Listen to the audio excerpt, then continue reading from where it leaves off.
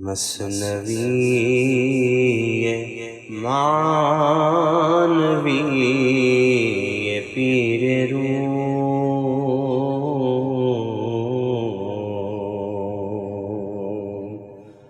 مثنوی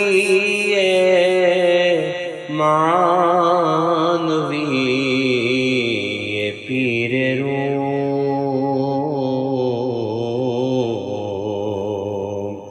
ہست گنج راز عرفان و علوم۔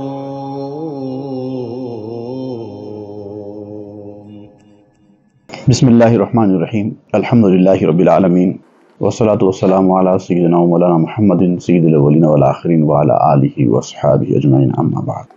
حضور اکرم صلی اللہ علیہ وسلم کا ایک صحابی کی مزاج پرسی کے لیے جانا، یہ واقعہ شروع ہوا تھا۔ ابتدا میں مزاج پرسی، بیمار پرسی کی اہمیت اور اس کا آپسی تعلقات کے بہتر بنانے میں کردار، اس پر آپ نے اظہار خیال کیا، اور اب یہاں پر یہ بات بیان کر رہے ہیں کہ آپسی تعلقات کی برقراری کتنی اہم ہوتی ہے۔ انسان جب تمدنی زندگی میں رہتا ہے، سویلائزڈ ہوتا ہے انسان، تو اس کو ایک دوسرے کے ساتھ تعلقات کو بحال رکھتے ہوئے مل جل کے رہنے میں طاقت ہے۔ جہاں آپ ٹوٹ گئے لوگوں سے، اپنے تعلقات بگاڑ لیے، وہیں آپ کا نقصان ہو۔ اس بات پر تفصیل سے بیان کرتے ہوئے آپ نے ایک حکایت شروع کی ہے کہ ایک باغ میں 3 لوگ داخل ہوتے ہیں، اور وہ باغ کسی اور کا ہوتا ہے، ایک باغبان کا۔ جب باغبان نے دیکھا کہ 3 لوگ اس کے باغ میں داخل ہوئے ہیں تو اس کو غصہ آ گیا کہ یہ لوگ میری بغیر اجازت میرے باغ میں کیسے داخل ہوئے، لیکن وہ کچھ کر نہیں سکتا کیونکہ وہ اکیلا ہے اور یہ 3 ہیں۔ تو دیکھیے، اکیلا آدمی 3 آدمی کے اوپر حاوی نہیں ہو سکتا، تو کس طرح سے وہ ان لوگوں پر حاوی ہوتا ہے، اس کا ذکر یہاں پر مولانا روم بیان کریں گے، غور سے سننے کی ضرورت ہے۔ باغبانے چوں نظر در باغ کرد، دید چوں دزداں بے باغ خود سے مرد۔ ایک باغبان نے جب اپنے باغ کو دیکھا تو وہاں پر اس نے دیکھا کہ 3 شخص داخل ہوئے ہیں جو چوروں جیسے ہیں، مطلب اس کو وہ چور لگتے ہیں کیونکہ وہ بغیر اجازت داخل ہوئے ہیں۔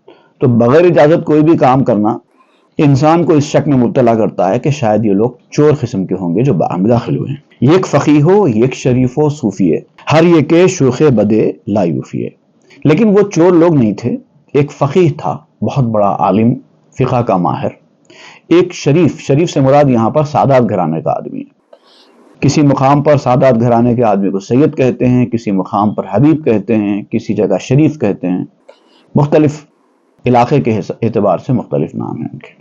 تو ایک فقیہ یعنی عالم مولوی، ایک شریف یعنی کہ سید، اور ایک صوفی، 3 لوگ ہیں۔ اور اس کو ایسا لگ رہا ہے کہ یہ تینوں قسم کے لوگ بے حیا، بکواسی اور خراب مزاج کے خراب لوگ ہیں جو وفا نہیں کرتے، بے وفا لوگ ہیں۔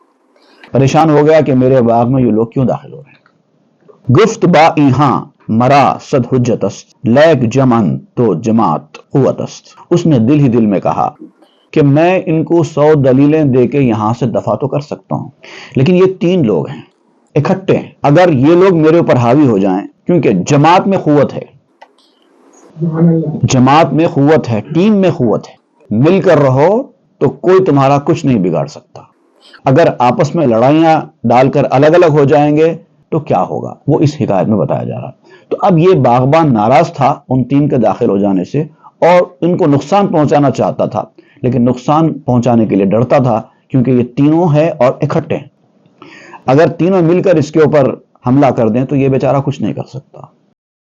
بر نیابم یک تنہ باس نفر، بس بے برم شان خست یک دیگر۔ تنہا آدمی 3 کے ساتھ جیت نہیں پائے گا۔ تو اس نے خیال کیا کہ پہلے میں ان 3 کو الگ الگ کروں، الگ الگ کر کے اس کے بعد ان کا کام تمام کروں۔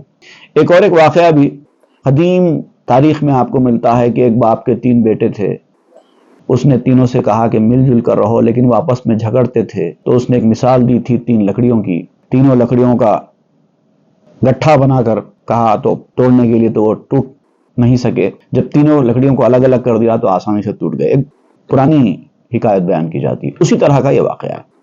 تو اس نے یہ سوچ لیا کہ اب ان کے اوپر حاوی ہونا ہے تو ان 3 کو پہلے الگ الگ کرنا ہوگا، ان کے درمیان لڑائی لگانی ہوگی، یا کوئی نہ کوئی ایسی پلاننگ کرنی ہوگی کہ یہ تینوں الگ الگ ہو جائیں. اس کے بعد پھر میں علیحدہ علیحدہ ایک ایک کو الگ الگ دیکھ سکتا ہوں.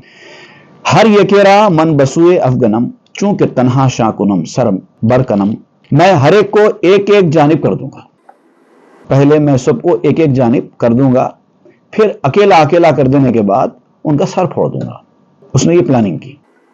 ہیلا کر دو کرد صوفی را براہ تاکند یاران شرا بے او تباہ.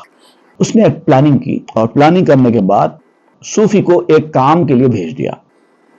پہلے سب سے پہلے اس نے تینوں میں سے ایک عالم فقیہ کو، ایک سید شریف کو اور ایک صوفی کو، ان تین میں سے پہلے اس نے صوفی کا انتخاب کیا کہ پہلے ان میں سے صوفی کو پہلے دور کر دیں، کیونکہ صوفی کا دل اگر کبھی جاگ جائے، اس کی فراست جاگ جائے تو وہ باقی لوگوں کو خبردار کر سکتا ہے. تو لہذا پہلے صوفی کو الگ کر دو. گفت صوفی را برو سوئے وساق یہ گلی ماور برائے ای رفاق. اس باغبان نے صوفی سے کہا کہ ذرا تم گھر جاؤ، جا کر اپنے ساتھیوں کے لیے کمبل لے کے آؤ. یہاں پر سردی ہے اور کانٹے ہیں، سردی سے کانٹوں سے تمہارے دوستوں کی حفاظت ہو جائے گی. اگر سب لوگ کمبل اوڑھ کر اگر باغ کی سیر کریں تو ایک تو ٹھنڈی ہواؤں سے راحت مل جائے گی، دوسرے اگر کہیں باڈی کو کہیں کانٹے وغیرہ جھاڑوں کے لگ جائیں تو اس سے بھی حفاظت ہو جائے گی. تم جاؤ، جا کے پہلے کمبل لاؤ، اس کے بعد پھر باغ کی سیر کرنا. رفت صوفی گفت خلوت باد و یار تو فقیہی ویں شریف نامدار. اب صوفی چونکہ صاف دل کا انسان ہوتا ہے، لہذا وہ لوگوں کی بھلائی کے لیے کچھ بھی کرنے تیار ہو جاتا ہے. وہ فوری اس کی بات مان گیا اور وہاں سے کمبل لانے کے لیے چلا گیا. اب اس باغبان نے صوفی کو وہاں سے بھیج دینے کے بعد اب ان دونوں سے اکیلے میں یہ بات کہنے لگا کہ آپ مولوی ہیں، عالم ہیں، فقیہ ہیں، اور یہ مشہور سید گھرانے کے ہیں، شریف اور معزز خاندان کے ہیں. آپ دونوں بڑے معزز لوگ ہیں. ماں بے فتوائے تو نانے میں خرم ماں بپر دانش تو می پریم. ہم تو وہ ہیں جو آپ کے دیے ہوئے فتوے کے مطابق روٹی کھاتے ہیں. آپ نے کہہ دیا یہ جائز ہے تو ہم مانتے ہیں، آپ نے کہہ دیا یہ ناجائز ہے تو ہم مانتے ہیں. آپ کہتے ہیں کہ یہ کھاؤ، ہم کھا لیتے ہیں. آپ کہتے ہیں یہ چھوڑ دو، ہم چھوڑ دیتے ہیں. ہم تو آپ کے ماننے والے لوگوں میں سے ہیں. دیکھیے، جب کوئی آدمی کسی کو ضرورت سے زیادہ چڑھاتا ہے تو وہ خطرے والی بات ہوتی ہے. یہ بھی ایک بات یہاں پر آپ بیان کر رہے ہیں. کوئی بھی آدمی کسی کی مخالفت کر کے اگر آپ کی تعریف کر رہا ہے ضرورت سے زیادہ تو وہ بڑی خطرے والی بات ہوتی ہے. اور خاص طور سے جو لوگ منہ پر تعریف کرتے ہیں وہ ایسے ڈینجر ہوتے ہیں. ہم آپ کے فتوے کے مطابق روٹی کھاتے ہیں. ہم آپ کی عقل سے پرواز کرتے ہیں، عقل کے پر سے. آپ کی عقل کا پر کام کرتا ہے تو ہم آسمان پر اڑتے ہیں. وی دیگر شہزادہ سلطان ماس سید استس خاندان مصطفیٰ. اور دوسرے جو آپ ہیں، آپ تو ہمارے شہزادے ہیں، ہمارے سردار ہیں، کیونکہ آپ سید گھرانے کے ہیں، مصطفیٰ کے خاندان کے ہیں. آپ دونوں بھی دونوں اعتبار سے ہمارے لیے معزز ہیں. آپ عالم ہیں، فقیہ ہیں، ہماری رہنمائی کرنے والے ہیں، اور آپ اتنی بڑے خاندان کے ہیں، ہمارے لیے باعث عزت ہیں، ہمارے شہزادے ہیں. کیست آن صوفی شکم خار خسیس تابوت باچوں شما شاہاں جلیس. وہ صوفی پیٹو وہ ہوتا کون ہے جو آپ کے ساتھ رہے؟ آپ لوگ بڑے لوگ ہیں، آپ کی اہمیت زیادہ ہے. وہ صوفی کی کیا اہمیت ہے؟ نہ وہ بڑے خاندان کا ہے، نہ وہ عالم ہے، کچھ نہیں ہے، جاہل صوفی ہے. آپ اس کو ایسے ساتھ لے کے پھر رہے ہیں جیسے وہ آپ کے درجے کا ہے. اس کو کیوں اہمیت دے رہے ہیں؟ آپ کے ساتھ بیٹھنے کا لائق نہیں ہے وہ. اب دیکھیے کس طریقے سے پہلے تو تعریف کی، اس کے بعد اب اس آدمی کو اس دونوں سے علیحدہ کرنے کی پلاننگ. چوں بیاید مرورا پمبا کنیت ہفتہ برباغو راغ منزنیت. جب وہ آئے تو اس کو اپنے سے علیحدہ کر دو، روئی دھندو اس کے اوپر. اس کی کوئی اہمیت نہیں ہے، اس کو نکال کے پھینک دو. باغ تو میرا ہے، میں چاہوں تو آپ لوگ کو جانے کے لیے بھی کہہ سکتا ہوں، لیکن میں آپ کو جانے کے لیے نہیں کہہ رہا ہوں. آپ رہیے باغ میں، گھومیے، بلکہ ہفتہ دو ہفتے رہیے اور یہاں پر انجوائے کر کے جائیے، فریش ہو کے جائیے. میرا باغ ہے. پہلے اس کو الگ کریے. اگر آپ اس کو الگ کر دیں گے تو میں آپ دونوں کو رہنے کے لیے اپنی طرف سے اجازت دے دوں گا، کیونکہ آپ لوگ بڑے لوگ ہیں. اس کی کوئی اہمیت نہیں ہے. باغ چبوت جان من آنے شماست اے شما بودا مرا چون چشم راست. باغ کی تو کیا حقیقت ہے، میری جان بھی آپ کی قدرت میں ہے، آپ کی ملکیت ہے. میری جان بھی آپ کی ہے. آپ اتنے بڑے گھرانے کے ہیں، شہزادے ہیں، اور آپ اتنے بڑے عالم ہیں، ہدایت دینے والے ہیں. آپ لوگوں کے لیے میری جان بھی حاضر ہے. باغ کی تو کیا اہمیت ہے. آپ لوگ میری رائٹ آئی ہو. داہنی آنکھ ہو، آپ کو میں باہر نہیں کر سکتا، لیکن اس کو الگ کرو. شرط یہ آپ کی 3 رکنی ٹیم میں سے اس کو آؤٹ کرو. وسوسہ کر دو مریشاں را فریفت، آہ کز یاران نمی بایت شگیفت. تو اس طرح سے ایک وسوسہ ان دونوں کے دل میں اس نے ڈال دیا اور اپنے دھوکے کا بیج بو دیا. لیکن آپ فرماتے ہیں کہ اپنے یاروں سے صبر کرنا، اپنے یاروں سے اس طرح کی جدائی اختیار کر لینا، یہ مناسب ہوتا نہیں. کوئی بھی آدمی جو آپ کی یکتائی، آپ کی اتحاد کو توڑنے کی کوئی بھی کوشش کرے، اس کے بات کو نہیں ماننا چاہیے. آپ کا دوست، آپ کا ساتھی ہے، وہ اس کو ایسے دور نہیں کرنا چاہیے. چوں برا کردند صوفی راو رفت، خصم شد اندر پیش باچو بزفت. جب انہوں نے صوفی کو روانہ کر دیا اور وہ چلا گیا، تو اب یہ کیا کیا، ان دونوں کو باغ میں چھوڑ دیا، چھوڑ کے ایک لکڑی لے کے، موٹی لکڑی، اس صوفی کے پیچھے پیچھے چلا گیا. اب یہ 2 ادھر ہو گئے، اب ادھر اکیلا وہ جا رہا ہے، تو اب یہ 2 پھر بھی اس سے زیادہ ہے، میجورٹی، وہاں وہ اکیلا ہے، لہٰذا اب وہ اکیلے کے پیچھے چلا گیا. گفت اے سگ صوفیے باشد کے تیز، اندر آئی باغ ماں تو اسدیز. بولا اب جا کر اس صوفی سے قریب چلا گیا، جا کر صوفی سے کہنے لگا، ارے کتے، تو صوفی ہے نا، میرے باغ میں آیا تھا نا دوستوں کے ساتھ، اس وقت تیرے دوست تیرے ساتھ تھے، اس لیے میں نے تجھے کچھ نہیں کہا. کس کی اجازت سے اندر آیا تھا؟ تو کون ہے؟ کسی کے بھی باغ میں اس طرح سے جبرن داخل ہوتا ہے کوئی؟ زبردستی اندر داخل ہوتا ہے کوئی؟ کیوں آیا تھا میرے باغ میں؟ کیا مقصد تھا تیرا؟ ای جنیدت رہنمود و بایزید، اس قدامی شیخ و پیرت ای رسید. کیا جنید بغدادی رحمت اللہ علیہ یا بایزید بستامی رحمت اللہ علیہ، ان جیسے بڑے بڑے اکابرین صوفیہ نے تجھے یہ سکھایا ہے کہ اس طرح سے کسی کے باغ میں ان کی اجازت کے بغیر داخل ہو جائیں؟ کون ہے تیرے شیخ، کون ہے تیرے پیر؟ تجھے کچھ سکھایا نہیں ہے؟ کیا تعلیم دی ہے تیرے پیر تیرے شیخ نے تیری؟ اپنے آپ کو صوفی کہتا ہے نا، تیرا پیر اور تیرا شیخ بھی تو کوئی ہوگا، بتا کیا تعلیمات ہے تیرے پیر کے، تیرے صوفی شیخ کے؟ اس طرح سے اندر داخل ہوتے ہیں کسی کے پاس بھی بغیر اجازت. کوفت صوفی را چو تنہا یافتش، نیم کشتش کرد سر بشکافتش. لیکن اب صوفی کے پاس کوئی جواب تھا نہیں، وہ خاموش بیٹھ گیا. تو اس نے کہا کہ اب تو صوفی اکیلا ہے، اب تو میں اس کے ساتھ کچھ بھی کر سکتا ہوں. لے کر لکڑی سے اس کو مارنا شروع کر دیا. اتنا مارا کہ وہ بیچارہ صوفی ادمرا ہو گیا، اور یہاں تک کہ اس کے سر سے خون بہنا شروع ہو گیا، سر پھٹ گیا اس کا. گفت صوفی آن من بگزشت لیک، اے رفیقاں پاس خود دارید نیک. اب صوفی کہنے لگا، ہائے ہائے میرے تم 2 دوستو. اب دوستوں کے پاس تو نہیں ہے وہ، لیکن وہ اپنے دونوں دوستوں کو یاد کر کے کہنے لگا کہ اے میرے دوستو، میرا وقت تو گزر گیا، اب میں کچھ نہیں کر سکتا، کم از کم تم اپنی حفاظت کر لو. یہ آدمی صحیح نہیں ہے، اپنا خیال رکھو، کیونکہ اب یہ پلٹ کر تمہارے پاس بھی یہی کام کرنے والا ہے. لیکن اب وہاں تو ہے نہیں، وہ صرف دل ہی دل میں یہ کہہ رہا ہے، اس کی بات وہ دوستوں تک تو نہیں پہنچ رہی ہے. لیکن وہ سمجھ گیا اس کے طرز عمل سے، باغ میں کچھ اور تھا، یہاں پر اس کا طرز عمل کچھ اور ہے. وہ دیکھ کر یہ سمجھ گیا کہ اب ان دونوں کے ساتھ بھی یہ اسی طرح کا کچھ کھیل کھیلنے والا ہے. افسوس کرنے لگا ان کے اوپر. مرمرا اغیار دانستید ہاں، نیستم اغیار ترزیں قلتباں.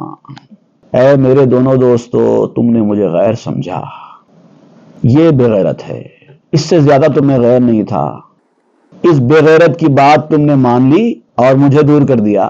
اس نے کہہ دیا تم بڑے شریف گھرانے کے ہو، شہزادے ہو، تم بڑے عالم ہو، رہنما ہو. اس طرح کی چکنی چپڑی باتیں اس نے کی اور میری حقیقت گرا دی، اور تم نے اس کی بات پر یقین کر لیا. کم از کم اس سے زیادہ میرے اوپر تم کو بھروسہ کرنا چاہیے تھا، میں تمہارا ساتھی تھا. اب افسوس کر رہا ہے اپنے آپ میں. آنچ من خوردم شمارا خوردنیست، وہیں چنی ضربت جزائے ہر دنیست.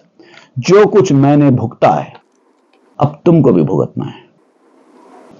اور اس طرح کی پٹائی ہر اس کمینے کی سزا ہے جو آپسی تعلقات کو توڑتا ہے. میں نے بھی غلطی کی، تم نے بھی غلطی کی، ہم 3 طاقتور تھے، اکٹھا تھے، کوئی ہم پر حملہ نہیں کر سکتا تھا، یونٹی کے ساتھ تھے. لیکن یہ چکنی چکنی باتوں میں آ کر ہم نے اپنی جماعت کو چھوڑ دیا. اس کی سزا میں نے تو بھگت لی، اب تم کو بھی بھگتنا ہے. رفت برمن بر شما ہم رفتنیست، این چنی شربت شمارا خوردنیست. مجھ پر جو گزری ہے اب تم پر بھی گزرنی ہے. میں نے جو شربت پیا ہے وہ شربت اب تمہیں بھی پینا ہے. ای جہاں کو ہست گفتو گوئے تو، چوں صدا ہم باز آیت سوئے تو، یہ دنیا ایک پہاڑ ہے، ای جہاں کو ہست، یہ دنیا ایک پہاڑ ہے، اور گفتگو تو تیری گفتگو چوں صدا ہم باز آیت سوئے تو، ایسی ہے جیسے کہ کوئی آواز پہاڑ کو لگ کر پلٹتی ہے، جیسا میرے ساتھ ہوا ویسے تمہارے ساتھ بھی ہونے والا ہے۔ یہ صدائے بازگشت ہے، ایک بار جب پکار دیا جاتا ہے تو وہی آواز پلٹ کر آتی ہے، تو یہاں جو ہوا ہے وہی وہاں پر ہونے والا ہے۔ کوئی آدمی اگر کسی کے بارے میں آپ کے سامنے آ کر برا بول رہا ہے، ان سے توڑنے کی کوشش کر رہا ہے، تو سمجھ لو کہ یہ صدائے بازگشت ہے، وہاں جا کر بھی وہ آپ کے بارے میں ایسے ہی کہنے والا ہے۔ ایسا نہیں کہ وہ آپ کا ہمدرد ہے، کسی قیمت پہ آپ کا ہمدرد نہیں ہو سکتا۔ آپ کو چڑھا کر کسی اور کی برائی آپ کے سامنے بیان کر رہا ہے، سمجھ لو کہ وہ وہاں جا کر ان کو چڑھا کر آپ کی برائی بیان کرنے والا ہے، کیونکہ صدائے بازگشت ہے۔ یہ دنیا ایک پہاڑ ہے اور یہ ایکو ہے۔ چوں ز صوفی گشت فارغ باغباں، یک بہانہ کرد زاں پس جن سے آں۔ جب یہ باغبان صوفی سے نمٹ لیا، اس کا کام تمام کر دیا، اس کے بعد پھر ایک نیا پلان کیا، ایک اور بہانہ تراشا۔ اب یہ دونوں کو الگ کیسے کیا جائے؟ کہ شریف من برو سوئے وساخ، کہ ز بہر چاشت پختم من رخاخ۔ اب یہاں پر آیا، اب یہ دونوں تھے نا، ایک سید اور ایک فقیہ عالم، آ کر سید سے کہنے لگا، اے میرے سید، میں نے گھر میں میرے آپ لوگوں کے لیے ناشتے کا انتظام کروایا ہے، چپاتیاں پکائی ہیں گھر میں ہمارے، اور آپ لوگوں کو کھلانے کا میرا ارادہ ہے، تو بہتر یہ ہے کہ آپ جا کر وہ چپاتیاں لا لیجئے گھر سے، پھر ہم سب مل کر بیٹھ کے کھائیں گے۔ از در خانہ بگو خیمازرا، تا بیارد آں رخاخ و خازرا۔ جاؤ گھر پہ میرے، جا کر دروازہ کھٹکھٹاؤ، نوکر باہر آئے گا، اس سے کہنا کہ وہ چپاتیاں اور خاص، یہ دونوں چیزیں ہیں، ایک قسم کی ڈش ہوتی ہے خاص، اصل میں خاص کہتے ہیں گوشت کو، جو بطخ کا گوشت ہوتا ہے۔ تو دروازے میں کھٹکا مار کر نوکر جب باہر آئے گا تو اس سے کہو کہ میں نے بھیجا ہے اور میں نے چپاتیاں اور بطخ کا گوشت تیار کر رکھا ہے، وہ لے کے آ جائیے۔ چوں برا کردش بگفتی تیز بھی، تو فقیہی ظاہرس تینوں یقین۔ جب وہ لانے کے لیے وہاں سے نکل گیا وہ سید زادہ، اس کے بعد اب یہ پلٹا فقیہ کی طرف، اب اس کی تعریف کر رہا ہے، اے تیز نظر والے فقیہ، آپ کی دور اندیشی، آپ کی فراست، آپ کا علم لاجواب ہے، آپ علم والے ہیں، اس میں کوئی شک و شبہ نہیں۔ وہ شریف میکنت دعوائے سرد، مادر او را کے دانت تاچ کرد۔ وہ جو آپ کا ساتھی ہے جو کہتا ہے کہ میں سید ہوں، سید گھرانے کا ہوں، بڑے شریف خاندان کا ہوں، اس کی دلیل کیا ہے؟ کوئی ثبوت ہے کسی کے پاس اس کے سید ہونے کا، ہاشمی گھرانے کے ہونے کا کوئی ثبوت ہے؟ اس کی ماں کے بارے میں کون جانتا ہے، کہاں گئی؟ کیا دلیل ہے سید ہونے کی؟ اچھا پھر یہیں پر ماں کا حصہ نہیں ہے، نسلوں سے آتا جا رہا ہے، بیچ میں کون کیسا ہے کیا پتا؟ کون کیسے کہہ سکتا ہے کہ کوئی رسول اللہ کے خاندان کا ہے؟ برزنوں برفیل زن دل میں نہید، عقل ناقص وانگ ہائے اعتمید۔ عورت پر اور عورت کے دعوے پر کبھی اطمینان نہیں کرنا چاہیے، کیونکہ عورت ناقص عقل والی ہوتی ہے تو اس کا دعویٰ بھی ناقص ہی ہوگا، اس کے اوپر کیسے بھروسہ کیا جا سکتا ہے؟ اگر عورت یہ کہنے لگی کہ میرا بچہ فلاں کا ہے تو ہمارے سامنے عورت کی بات پر بھروسہ کرنے کے علاوہ کوئی راستہ ہی نہیں ہے۔ تو ایسے بڑے خاندان سے تعلق رکھنے کا دعویٰ کرنا کوئی چھوٹی بات نہیں ہے، ایسے کیسے ہم بھروسہ کر لیں؟ کوئی ثبوت تو ہو۔ خیش تنرا بر علیو بر نبی، بستا ستندر زمانہ بزغبی۔ اپنے آپ کو نبی کے گھرانے کا کہہ دینا، علی کی اولاد کہہ دینا، دنیا میں بہت سے صوفیوں نے ایسا کیا ہے، بے وقوفوں نے ایسا کیا ہے، جھوٹے دعوے کر لیے، بے وقوف ہیں وہ لوگ، بغیر ثبوت کے اس طرح کا دعویٰ کرتے ہیں۔ آپ عالم ہیں، آپ کی بات الگ ہے، آپ فقیہ ہیں، آپ ہمارے سردار ہیں، آپ کی رہنمائی میں ہم زندگی گزارتے ہیں، آپ کی بات الگ ہے، لیکن یہ خاندان کا کیا ہے؟ کیا بھروسہ؟ کون کہہ سکتا ہے کہ وہ سچی نبی کے خاندان سے ہے؟ اس نے یہ مولوی کے سامنے یہ باتیں کہی۔ اب یہاں پر مولانا روم کہتے ہیں، دیکھیے کیا کہتے ہیں، ہر کے باشد از زنا و زانیہ، ای برد زن در حق ربانیہ۔ آپ فرماتے ہیں کہ جو خود زنا سے پیدا ہونے والا ہے وہ اللہ والوں کے ساتھ ایسا ہی سوچتا ہے، جو خود ناجائز کی اولاد ہے وہ اللہ والوں کے ساتھ ایسا ہی سوچتا ہے. ہر کے پر گردت سرش از چرخا ہم چو خود گردندہ بینت خانہ را. جس کسی کا سر گھومنے سے چکراتا ہے، آپ جب گھومتے نا گول گول گول گول پھرتے ہیں تو آپ کا سر چکرانے لگتا ہے، مگر اس کو لگتا کیا ہے کہ گھر چکرا رہا ہے. وہ فرد بشر جس کا کہ سر گھوم رہا ہو لگتا ہے اسے جیسے کہ گھر گھوم رہا ہو. یہ وہ معاملہ ہے. خود کی نسل میں خرابی ہے، اسی لیے وہ نبی کے خاندان والوں کی نسل کے بارے میں بات کرتا ہے. آج گفتاں باغ بانے بلفضول حال او بدور از اولاد رسول. اس بکواسی انسان بلفضول باغبان نے جو کچھ کہا وہ اس کا حال تھا. اس نے جو کہا نا کس کی نسل کیسی ہے کیا پتا، دوسروں کی نسل کے اوپر انگلی اٹھا رہا تھا نا، دراصل وہ خود اپنی نسل کا پتہ دے رہا تھا ایسا بول کر. اولاد رسول سے اس کا کوئی تعلق نہیں. گر نہ بودے او نتیجہ مرتداں کہ چنی گفتے برائے خانداں.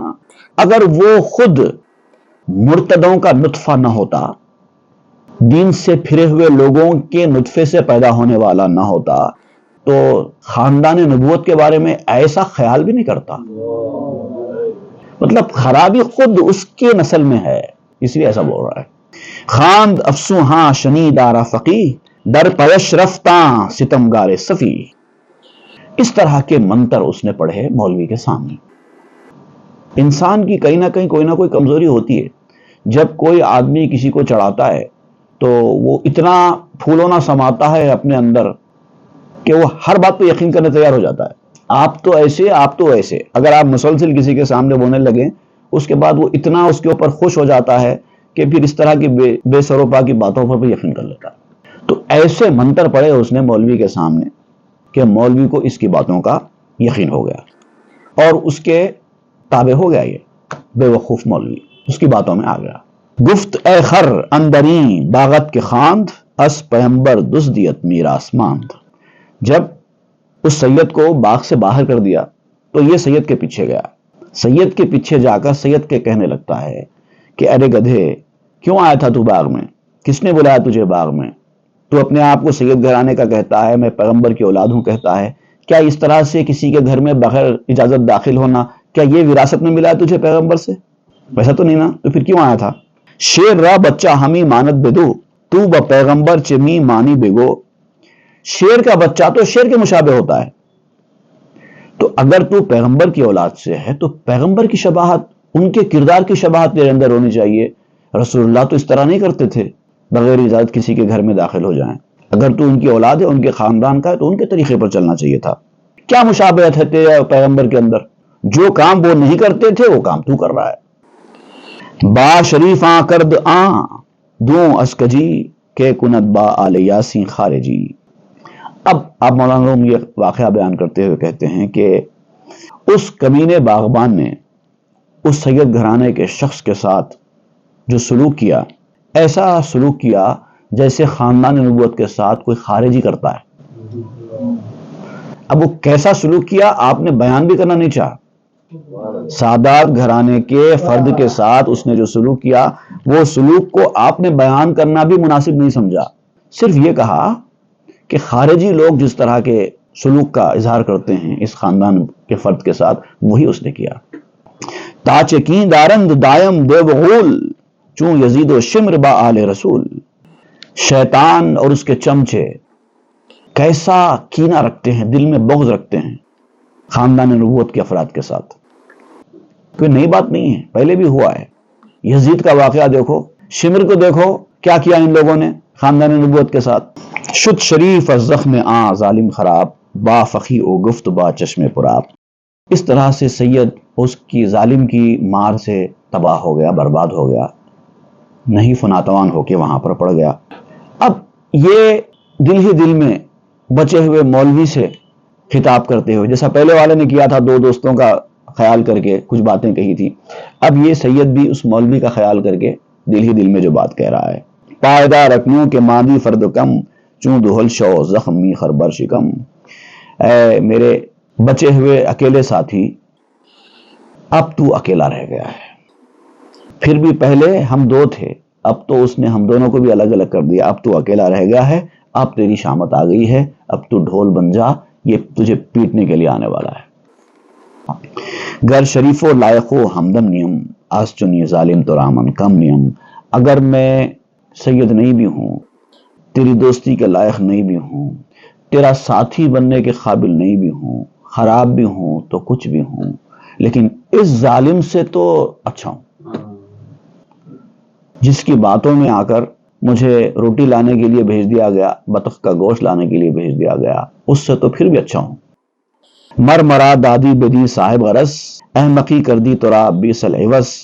اور تو نے مجھے اس ظالم کے سپرد کر دیا اور میرا یہ حال ہو گیا، تو نے بڑی بیوقوفی کی، اب تجھے بھی اس کا برا بدلہ ملنے والا ہے۔ شد ازو فارغ بیامت کے فقی، چے فقیہی اے تو ننگے ہر صفی۔ اب یہ پلٹ کر اس فقی کے پاس آتا ہے، باغ میں آ کر کہنے لگتا ہے کہ اے فقی، تو کون سا عالم ہے؟ تو بے وقوفوں کے لیے بھی باعث شرم ہے۔ تجھے میں جو چڑھا رہا تھا وہ اس لیے چڑھا رہا تھا کہ تیرا ساتھی تیرے ساتھ تھا، اب تو اکیلا ہے، اب مجھے ضرورت نہیں ہے تجھے چڑھانے کی۔ تو بے وقوف ہے جو ایک کے بعد ایک اپنے دونوں ساتھیوں کو اپنے سے الگ کر دیا۔ فتویت اینست اے ببرید دس، کندرائی و نگوئی امر ہست۔ اے ہٹے کٹے انسان، تیرا یہ فتویٰ ہے کہ اس طرح سے اندر آؤ، کسی کے بھی باغ میں داخل ہو جاؤ، کیا یہ تمہارا فتویٰ ہے؟ تم تو عالم ہو نا، تم کو تو سمجھنا چاہیے وہ صوفی تھا، عالم نہیں تھا، وہ سید تھا، عالم نہیں تھا، انہوں نے غلطی کی باغ میں آ کر، لیکن تو عالم ہے نا، کسی کے بھی باغ میں کسی کی اجازت کے بغیر داخل ہونا کیا اس طرح سے جائز ہے؟ تیرا فتویٰ ہے، تو فتویٰ دیتا ہے۔ ای چنی رخصت بے خاندی در وسیط، یا بدستی مسئلہ اندر محیط۔ اس طرح کا کوئی جواز کیا تو نے وسیط میں پڑھا ہے؟ وسیط ایک فقہ کی کتاب ہے۔ یا بدستی مسئلہ اندر محیط، یا پھر محیط میں پڑھا ہے یہ مسئلہ؟ امام غزالی کی کتاب ہے وسیط، جو امام غزالی نے لکھی ہے، اس میں زیادہ تر شافعی مسائل ہیں، اور محیط ایک حنفی فقہ کی مشہور کتاب ہے۔ تو آپ دو فقہ کی کتابوں کا ذکر کرتے ہوئے کہتے ہیں، وہ باغباں کہتا ہے کہ کیا تو نے یہ مسئلہ محیط میں پڑھا ہے یا وسیط میں پڑھا ہے؟ کسی کے بھی باغ میں بغیر اندر داخل ہو جانا جائز ہے۔ ہی بگفت و دست بروے برکشاد، دست او کینے دل اشرا داد داد۔ اتنا کہا اور اس کے اوپر اپنا ہاتھ چلانا شروع کر دیا۔ آپ کہتے ہیں کہ ہاتھ چھوڑ دیا، ہاتھ چھوڑ دیا سے مراد فارسی میں یہ ہے کہ اپنا ہاتھ چلانا شروع کر دیا، اور دل میں جو اس کے کینہ بھرا ہوا تھا وہ پورا کینہ اس کا ہاتھ کے ذریعے اس کے اوپر نکل رہا تھا۔ گفت حق استت بزن دستت رسید، ای سزائے آنکھ ازیاراں برید۔ تو اب اس نے کہا تجھے حق ہے، جتنا مارنا ہے مجھے مار۔ فقی کہہ رہا ہے اس باغبان سے، اب تجھے حق ہے، جتنا مارنا ہے مار، کیونکہ تیرا قابو اب میرے اوپر چل گیا ہے، میری غلطی ہے۔ غلطی کیا ہے؟ باغ میں داخل ہونا اتنی بڑی غلطی نہیں ہے، کیونکہ میں تو صرف داخل ہوا ہوں، کوئی چیز توڑ کر کھایا تو نہیں، وہ کوئی بڑی غلطی نہیں ہے۔ غلطی یہ ہے کہ میں دوستوں سے کٹا، اپنے تیری باتوں پر بھروسہ کر بیٹھا، جو میرا سچا دوست ہے، سچا ہمدرد ہے، اس سے ٹوٹ گیا میں تیری باتوں میں آ کر، یہ میری غلطی ہے۔ اور جو اپنے سچے ہمدرد سے لوگوں کی باتوں میں آ کر کٹ جاتا ہے وہ واقعی بے وقوف ہوتا ہے اور اپنی غلطی کا خمیازہ بھگتتا ہے۔ من سزاوارم بے اینو سچنی، تا چرا بے بریدم از یاراں بکیں۔ میں اور میرے جیسے ہزاروں اس بات کے مستحق ہیں کہ ان کو ایسی ہی سزا دی جائے، کیونکہ وہ دوستوں سے کٹ گئے۔ دوستوں سے مراد یہ جس کے ساتھ آپ کھیل دل لگی کرتے ہیں، وقت گزاری کرتے ہیں، آپ کے ہم عمر بچے، وہ دوست نہیں۔ دوست سے مراد چاہنے والے، آپ کے بہی خواہ، جو آپ کو چاہتے ہیں اور جن کو آپ چاہتے ہیں، جو آپ کی بھلائی کی فکر کرتے ہیں، ان کی طرف اشارہ ہے۔ وہ ٹیم، وہ جماعت جو آپ کے دوستوں کی ہے۔ گوش کردم آ ہما افسوں سے تو، می زنم برسر کے شد ناموں سے تو، تیری سب ملامت میں نے سنی۔ اب یہ باغبان کہہ رہا ہے جو کہنا ہے کہہ لے، تیری باتیں سب میں نے سن لی ہیں، تیری عزت اب کچھ باقی نہیں رہی، اب میں عزت تیری نیلام کر رہا ہوں، تیری باتوں سے اب ہوگا کیا؟ زد ورا القصہ بسیارو بخست، کرد بیرونش ز باغ و در بست۔ ان شارٹ مختصر بات یہ ہے کہ اس نے اس کو بہت مارا اور مار مار کر چور کر دیا، اور گردن پکڑ کے باغ میں سے باہر کر دیا، دروازہ بند کر دیا۔ ہر کے تنہا ماند از یاران خط، این چنی آید مرورا جملہ بد۔ اب مولانا روم فرماتے ہیں کہ جو اپنے سچے چاہنے والوں سے، ان کی جماعت سے، ان کی ٹیم سے چھوٹی چھوٹی باتوں پر علیحدہ ہو جاتا ہے، اس کے ساتھ ایسی ہی خرابیاں آتی ہیں۔ چھوٹی چھوٹی باتوں کو نظر انداز کرو، ٹیم سے الگ مت ہو، جماعت سے الگ مت ہو۔ چھوٹی چھوٹی باتیں چلتی رہتی ہیں، آج کچھ نا اتفاقی ہوتی ہے، کل پھر معاملہ درست ہو جاتا ہے، لیکن اس کو بیس بنا کر آپ اپنی ٹیم سے الگ ہو جائیں گے، نقصان صرف آپ کا ہونے والا ہے۔ این عیادت از برائے این سلاست، می سلا اسد محبت حاملاست۔ اور یہ جو بیمار پرسی کا، مزاج پرسی کا واقعہ ہم نے شروع کیا ہے، وہ اسی لیے ہے کہ ایک دوسرے کی مزاج پرسی کرنے سے تعلقات میں مضبوطی آتی ہے۔ تو تعلقات کی مضبوطی کے اعمال میں سے ایک عمل ہے ایک دوسرے کی مزاج پرسی کرنا۔ سینکڑوں محبتوں کو پیدا کرتا ہے ایک دوسرے کی خیالداری اور مزاج پرسی۔ تو صرف حضور صلی اللہ علیہ وسلم نے ایک صحابی کی عیادت کی، جب وہ بیمار پڑ گئے تو ان کی مزاج پرسی کے لیے آپ تشریف لے گئے۔ اس حکایت کو آگے بڑھاتے ہوئے آپ نے یہ سب کچھ سنایا۔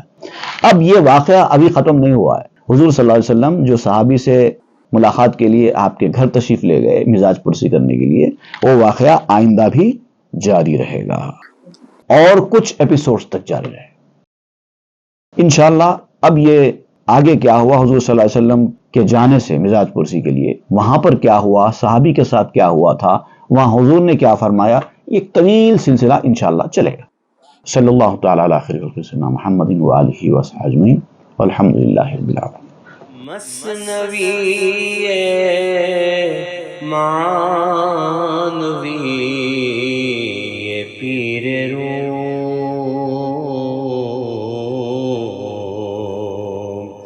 ہست گنج راز عرفان